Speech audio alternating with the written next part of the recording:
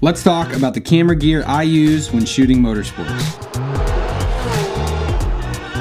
My trackside camera is a Sony FX3, and that is the best camera that I have ever used. That camera is almost always equipped with the Sony 100-400G master lens. I've moved away from variable NDs, so this lens usually has a fixed Polar Pro ND8 circular polarizer. I use the Sony XLR H1 top handle for audio, which allows me to use the XLR inputs, but it also allows me to record a 20 decibel safety track.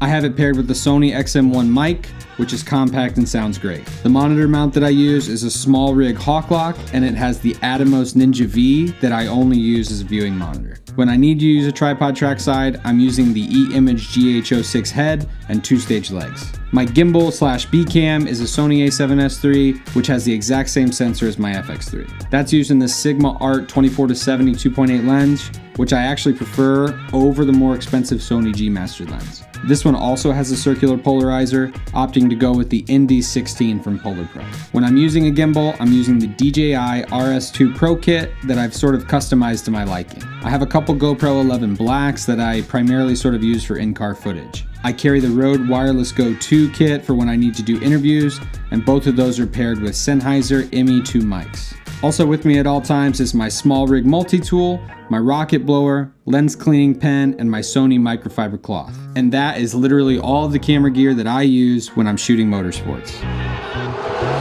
If you enjoyed this, feel free to click buttons below to make sure that you see more of this in the future.